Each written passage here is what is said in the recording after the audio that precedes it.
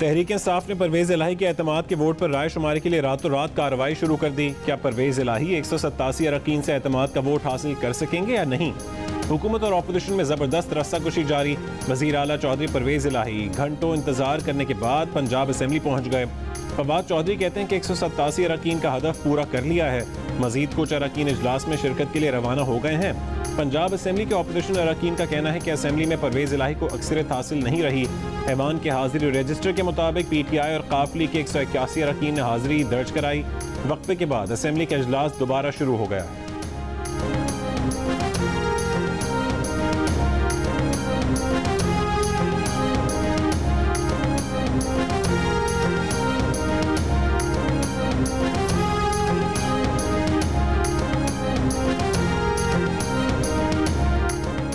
Punjab assembly में परवेज इलाही को मतलूबा अक्सरियत हासिल है या नहीं? हुकूमत और अपोजिशन के मुतज़ाद दावे। Deputy speaker Punjab assembly वासिक Qayyum ने दावा किया है कि हुकूमत ने अपने नंबर्स पूरे करके दिखा दिए।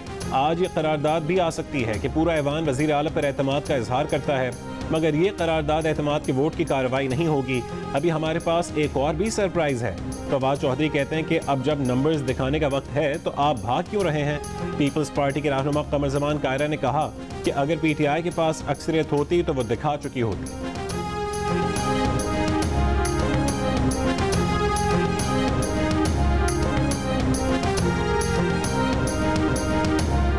परवेज इलाही के पास 186 अरकान नहीं 175 अफराद जमा करके 186 अरकान बताने का ड्रामा एक और फ्रॉड होगा। वजीर दाखिला राना सनाउल्लाह का बयान। कहा कि परवेज इलाही किसी सूरत एतमाद का वोट नहीं ले सकते। पंजाब हुकूमत वापस लेकर ही वापस इस्लामाबाद जाएंगे। PTI के अरकान नून लीग के साथ आना चाहते हैं, मगर उनके रास्ते में सुप्रीम कोर्ट का फैसला रुकावट है। मुनिस इलाही आटे के पैसे बक्से में भरकर मुल्क से फरार हो गए। फॉरेन फंडेड फितरे ने पंजाब में करप्शन का बाजार गर्म कर रखा है। वफाकी वजीर दाखिला की लाहौर हाई कोर्ट से वजीर आला के एतमाद के वोट पर जल्द फैसला करने की दरख्वास्त। कहा ये लोग रोजाना की बुनियाद पर अरबों रुपए की करप्शन कर रहे हैं। हमारी इस्तदा है कि इन्हें मजीद मोहलत ना दी जाए।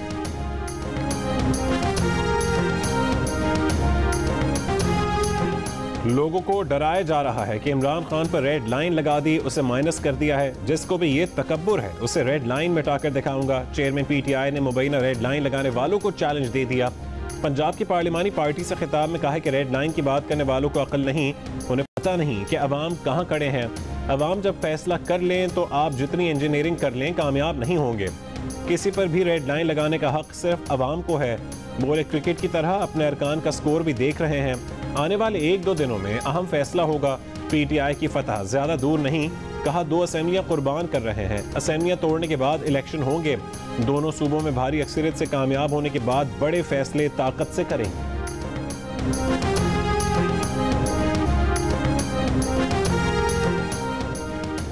वजीर आला के पास 24 घंटे 186 अरकान की सपोर्ट होनी चाहिए। कोई फरीक भी नंबर्स को हाथ लगाने को तैयार नहीं। सब सोच रहे हैं कि जो पहल करेगा वो भरेगा। लाहौर हाई कोर्ट में वजीर आला पंजाब को हटाने से मुतालिक केस में जस्टिस आसिम हफीज के रिमार्क्स। जस्टिस आबिद अजीज ने कहा है कि गवर्नर पहले से जारी असेंबली के इजलास में एतमाद का वोट लेने की तारीख मुकर्रर कर सकता है।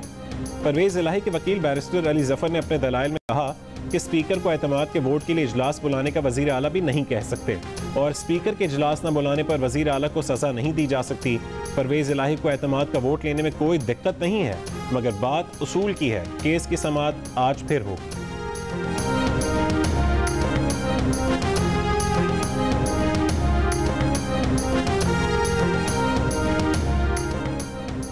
कराची की सियासत में बड़ी पेशरफ्त। MQM के 3 धड़ों के आज यकजा होने का इम्कान। पाक सरजमीन पार्टी की क़यादत और फारूक सत्तार आज बहादुराबाद आएंगे।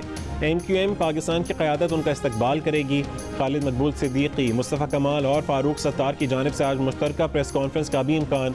PSP सरबरा मुस्तफ़ा कमाल और अनीस कायम खानी आज कारकुनान के हमरा बहादुराबाद आएंगे। फारूक सत्तार भी कारकुनों के हमरा बहादुराबाद पहुँचेंगे। ज़राए के मुताबिक प्रेस कॉन्फ्रेंस में ये रहनुमा MQM पाकिस्तान में शमूलियत का ऐलान करेंगे। मुनसिफाना इंतखाबात के मामलात 1-2 रोज में तय नहीं किए और हमने इलेक्शन नहीं लड़ा तो फिर कोई इलेक्शन इस शहर में नहीं होगा। कई सालों से आपको आदत पड़ गई है कि एक रहमान मलिक की कॉल पर सारे काम आप करवा लेते थे। अब यहाँ कोई भी रहमान मलिक से डील होने वाला नहीं है। जमात इस्लामी और पीपल्स पार्टी का गठजोड़ सामने आ चुका। दो पार्टियां मिलकर एक का मेयर दूसरे का डिप्टी मेयर, हम ऐसा इंशाअल्लाह हरगिज़ नहीं होने देंगे। कराची की हल्का बंदियां नामंजूर। NQM, पाक सरजमीन पार्टी और तंजीम बहाली कमेटी का इलेक्शन कमीशन के दफ्तर पर मुश्तरका एहतजाजी मुजाहरा। खालिद मकबूल ने कहा कि हमने इलेक्शन ना लड़ा तो फिर इस शहर में कोई इलेक्शन नहीं होगा। इलेक्शन कमीशन गैर कानूनी हल्का बंदियों का जवाब दे और मुनसिफाना इलेक्शन के उसूल तय करे। फारूक सत्तार का पीपल्स पार्टी और जमात इस्लामी पर गठजोड़ का इल्ज़ाम। कहा कि एक पार्टी का मेयर और दूसरी का डिप्टी मेयर नामंजूर। पाक सरजमीन पार्टी के मुस्तफ़ा कमाल ने कहा कि अगर आसिफ अली जरदारी ने बिलावल को वज़ीर आज़म बनवाना है तो कराची वालों को अपने साथ रखना होगा।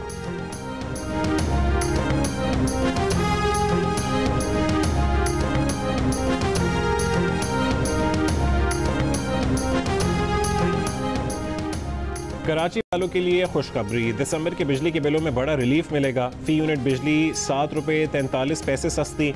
नेपरा ने मंजूरी दे दी। बिजली नवंबर की फ्यूल चार्जेस एडजस्टमेंट के तहत सस्ती की गई।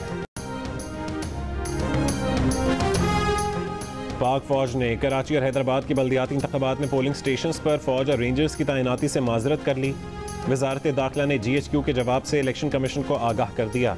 वजारत दाखिला के मुताबिक GHQ ने कहा कि इस वक्त फौज सरहदों और अंदरूनी सिक्योरिटी पर तैनात है। 2000 से ज़्यादा इंतहाई हसास पोलिंग स्टेशन के बाहर 20,000 फौज और रेंजर्स फराहम नहीं की जा सकती। फौज और रेंजर्स बतौर दूसरे और तीसरे दर्जे पर तैनाती के लिए दस्तयाब होगी। खित्ते में कहा गया है कि इलेक्शन कमीशन ने पहले ही 8,924 पोलिंग स्टेशन को हसास या इंतहाई हसास करार दिया है। किसी पोलिंग स्टेशन को नॉर्मल करार नहीं दिया। वजारत दाखिला पहले ही दूसरे और तीसरे दर्जे पर तैनाती का नोटिफिकेशन जारी कर चुकी है।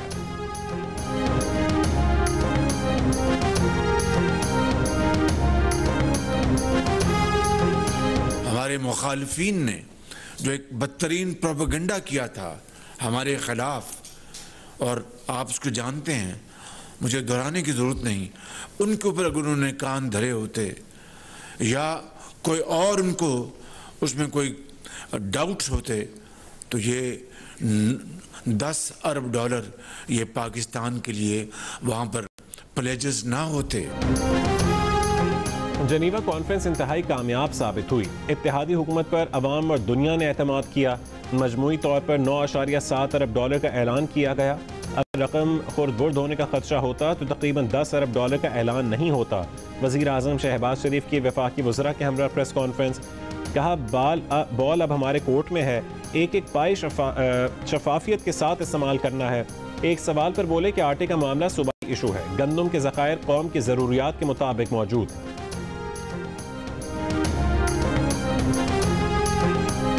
8-9 महीने से की गई मेहनत का फल नजर आ रहा है। वज़ीर आज़म ने जनीवा कॉन्फ्रेंस में एक तीर से 2 शिकार किए हैं।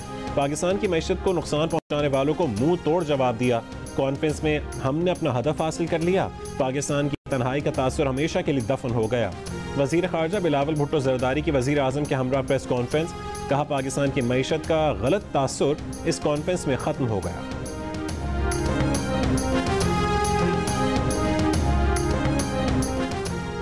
साबिक़ वज़ीर आज़म नवाज शरीफ और मरीम नवाज जनीवा से लंदन वापस पहुंच गए। जनीवा में मरीम नवाज की गले की सर्जरी हुई, जिसके बाद वो रूह बसेहत हैं। नवाज शरीफ ने जनीवा में चंद ज़ाती मुलाकातें भी की। नवाज शरीफ 4 जनवरी को मरीम नवाज के हमरा जनीवा गए थे। पाकिस्तानियों की नज़र में टॉप लीडर इमरान खान हैं और उनके बाद अगर लोग किसी पर भरोसा करते हैं तो वो नवाज शरीफ हैं।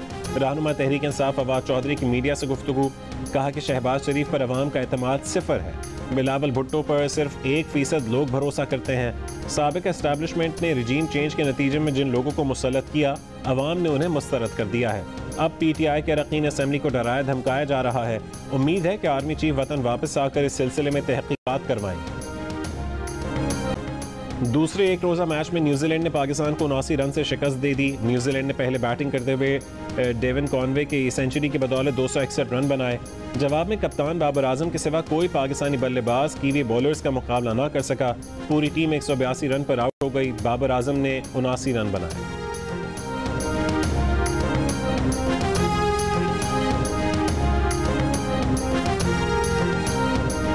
इस्लामाबाद हाई कोर्ट ने ममनुआ फंडिंग केस में इलेक्शन कमीशन के फैसले के खिलाफ PTI की दरख्वास्त पर फैसला महफूज कर लिया। जस्टिस आमिर फारूक ने रिमार्क्स दिए कि इलेक्शन कमीशन ने सिर्फ आईनी तौर पर अपना काम करना था, जो फंड्स की जब्ती तक महदूद है। इलेक्शन कमीशन के मुताबिक उसके पास फैसला बदलने का इख्तियार नहीं, मगर नए हक़ाइक़ से साबित हो गया कि फंड्स ममनुआ नहीं तो फैसला तो बदलना होगा। जस्टिस मियां गुल हसन ने इस्तफसार किया कि क्या इलेक्शन कमीशन के पास मामला वफाकी हुकूमत को भेजने का इख्तियार था, किस कानून के तहत ऐसा किया। ये तो एक जमात के खिलाफ अपना जहर निकालने जैसा हुआ। जस्टिस बाबर सत्तार ने रिमार्क्स दिए कि ये एक सादा सी बात है जिस पर कहानी 6 साल से चल रही है। हर जमात ने फंड्स की तफसीलात फराहम करनी है। इलेक्शन कमीशन मुतमईन ना हो तो शो कॉज करके फंड्स जब्त होते हैं।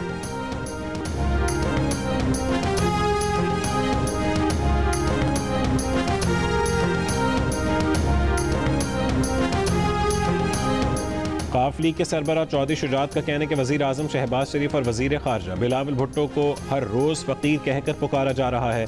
गदागरी का इल्ज़ाम लगाने वाले ऐसा करके अपने आप को बड़ा समझ रहे हैं। वज़ीर आज़म शहबाज शरीफ और वज़ीर ख़ारजा बिलावल भुट्टो गदागरी पाकिस्तान के लिए कर रहे हैं, जिस पर उन्हें फ़ख्र होना चाहिए। वो सैलाब ज़दगान की बहाली और अवाम की मुआशी सूरत हाल बेहतर बनाने की खातिर पैसे मांग रहे हैं। अगर चौक में खड़े होकर भी पैसे मांगने पड़े तो उन्हें फ़ख्र होना चाहिए। इस नेक काम में हम भी उनके साथ शरीक होंगे।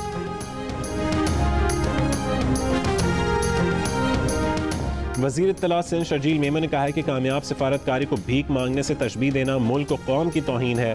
खान साहब कब तक सैलाब मुतासिरीन के साथ दुश्मनी करते रहेंगे। एक बयान में उन्होंने कहा कि सख्त सर्दी के मौसम में लाखों खानदान इमदाद के मुंतज़िर हैं।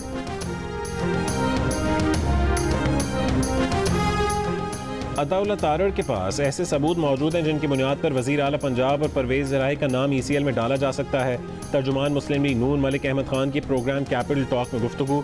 कहा मशकूक लेन देन हुई जिसका परवेज़ इलाही हुकूमत से बड़ा वाज़ेह ताल्लुक़ है। जब तक मामले की तहक़ीक़ात जारी हैं तब तक परवेज़ इलाही का नाम ECL में डालने की तजवीज़ ज़ेर गौर है।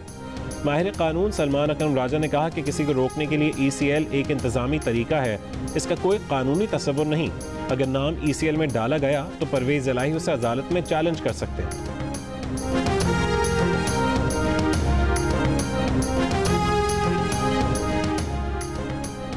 लाहौर हाई कोर्ट में मुनिस इलाही की बीवी ने बैरून मुल्क जाने से रोकने की लिस्ट में नाम डालने का इकदाम चैलेंज कर दिया। दरखास्त में कहा गया कि मनी लॉन्ड्रिंग के इल्ज़ाम पर 5 जनवरी को FIA की जानिब से तलबी का नोटिस मिला। वक्त की कमी की वजह से 6 जनवरी तक जवाब नहीं दे सकी। खाविंद और ससुर के PTI को धोखा देने से इनकार पर इंतकामी कार्रवाई की जा रही है। बदनीयती का मुजाहरा करते हुए नाम PNI लिस्ट में डाला गया। बैरून मुल्क सफ़र करने की इजाज़त दी जाए।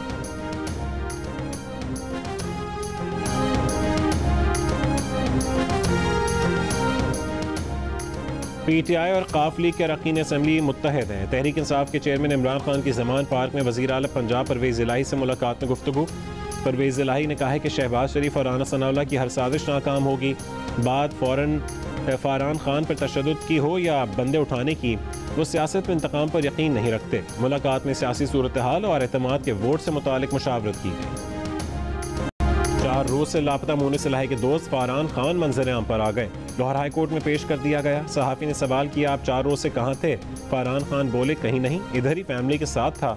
सहाफ़ी ने पूछा, चेहरे पर निशान कैसा है? फ़ारान खान बोले, यह निशान गाड़ी का दरवाज़ा लगने से आया। मुनिस इलाही के करीबी दोस्त अहमद फ़ारान खान को रात गए 2 गाड़ियाँ घर के बाहर छोड़ गई थीं। फ़ारान खान 4 रोज़ कबल गार्डन टाउन से लापता हुए थे। लाहौर हाई कोर्ट ने CCPO को अहमद फ़ारान की बाजियाबी का हुक्म दिया था।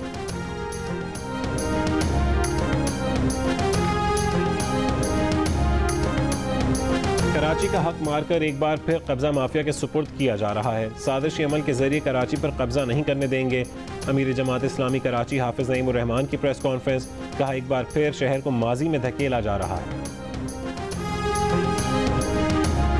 कराची के बल्दियाती इंतखाबात के लिए तहरीक लब्बैक, JUI और ANP भी पुरुम्मीद। तीनों सियासी जमातों ने मंशूर जारी कर दिया। तहरीक लब्बैक के 1204 उम्मीदवार 127 UCs में मुकाबला करेंगे। JUI ने 415 उम्मीदवार इंतखाबी दंगल में उतार दिए। अवामी नेशनल पार्टी ने 80 उम्मीदवार मैदान में उतार रखे हैं।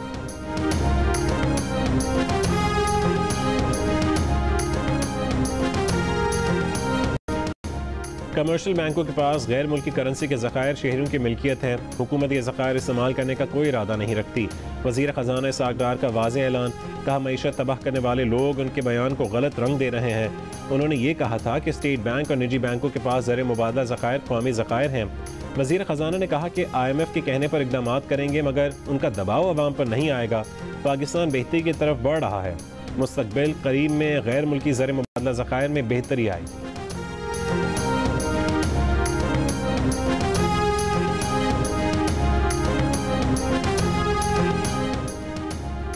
मुल्क में अटॉर्नी जनरल कौन है?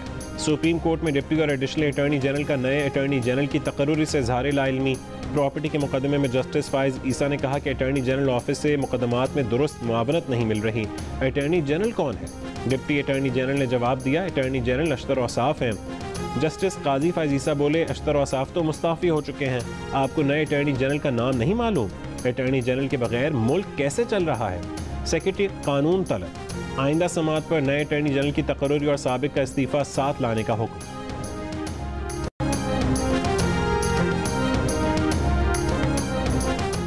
क्या मीडिया को रेगुलेट करना अदालत का काम है? क्या अदालत अब बुनियादी हुकूक का कट डाउन करेगी? सुप्रीम कोर्ट के जस्टिस मुनीब अख्तर कौमी इदारों की तौहीन रोकने के लिए दायर दरखास्त में वकील पर बरहम। वकील ने कहा था कि सोशल मीडिया को ब्रॉडकास्ट मीडिया की तर्ज पर रेगुलेट करने का हुक्म दिया जाए। जस्टिस मुनीब अख्तर बोले, इदारों की तौहीन होती क्या है? बरतानवी अदालत का फैसला है कि हुकूमत की तौहीन नहीं होती। आपकी दरख्वास्त को खिड़की से बाहर फेंक देना चाहिए।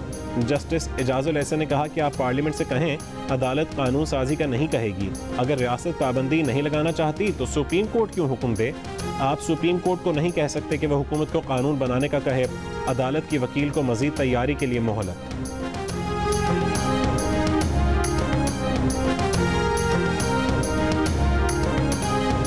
सिंध हाई कोर्ट का अदाकारा महविश हयात की दरखास्त पर सोशल मीडिया पर उनके खिलाफ मवाद हटाने का हुक्म। वफाकी हुकूमत, PTA और FIA से 2 हफ्ते में जवाब तलब। महविश हयात ने अदालत से कहा है कि लंदन की यूट्यूबर्स ने उनका नाम MH लिखकर झूठे इल्ज़ामात लगाए, जिस पर वो और उनका ख़ानदान ज़हनी अजियत का शिकार है। यूट्यूबर्स ने सोशल मीडिया पर पाकिस्तानी अदाकारों पर संगीन इल्ज़ामात लगाए थे। सज्जल अली ने इल्ज़ामात की मजम्मत की। कुबरा खान की जानिब से लंदन में केस करने का ऐलान करने पर यूट्यूबर ने माफ़ी मांग ली। माफ़ी मांगने पर कुबरा खान ने केस वापस ले लिया।